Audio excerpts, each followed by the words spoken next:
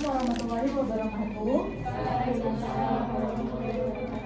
Selamat pagi menjelang siang semuanya, dan mohon izin untuk diberikan mengaku masyarakat pandemi coronavirus disease 2019 menetapkan status darurat kesehatan Menteri Kesehatan Republik Indonesia pada nomor 18 tahun 2020. Saya Di sini saya akan menjelaskan apa saja kelebihan dari vaksinisasi COVID-19. Keterbatasan informasi.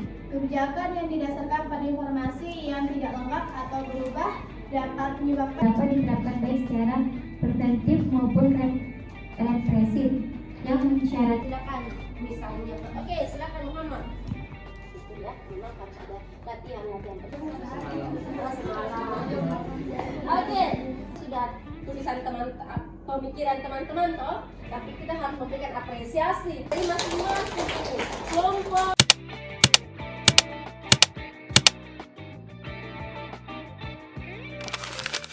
Assalamualaikum warahmatullahi wabarakatuh. Perkenalkan, kami dari kelompok 6. Kami ingin menjawab pertanyaan yang telah diberikan selama presentasi. Baik, jadi pertanyaan yang pertama itu, jika dilihat pada masa awal COVID, masih banyak masyarakat yang melanggar kebijakan yang diberikan. Semisal kalau depannya ada penyakit yang sama seperti COVID, bagaimana tanggapan kalian dan untuk meminimalisir hal tersebut? Jadi, untuk meminimalisir pelanggaran kebijakan saat menghadapi penyakit baru di masa depan, kita perlu pertama, komunikasi yang lebih baik. Jelaskan secara sederhana dan jelas tentang penyakitnya, pentingnya kebijakan, dan konsekuensinya. Yang kedua yaitu penegakan hukum yang tegas dan adil. Berikan sanksi yang jelas bagi pelanggar, tapi juga pastikan prosesnya adil. Yang ketiga yaitu libatkan masyarakat. Ajak masyarakat untuk ikut serta dalam membuat dan membangun kebijakan. Yang keempat, ada contoh yang baik, yaitu menunjukkan bahwa pemimpin dan tokoh masyarakat juga mematuhi peraturan daerah. Jadi pada kesimpulannya itu, untuk meminimalisir hal seperti pelanggaran kebijakan itu kita bisa melakukan komunikasi yang baik, lalu penegakan hukum yang tegas, dan partisipasi masyarakat dalam membuat kebijakan kesehatan agar berjalan efektif. Untuk pertanyaan kedua mengenai vaksinasi, apakah kebijakan vaksinasi ini masih dilakukan sampai sekarang dan apa yang pengaruhnya bagi kita?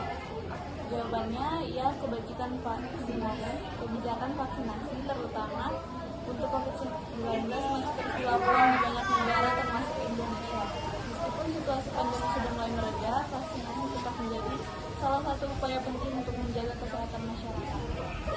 Adanya pengaruh vaksinasi bagi kita sangat signifikan, antara lain mencegah penyakit berat dan kematian. Vaksinasi ini terbukti dalam mengurangi resiko terkena penyakit dalam bentuk yang parah dan yang berujung kematian.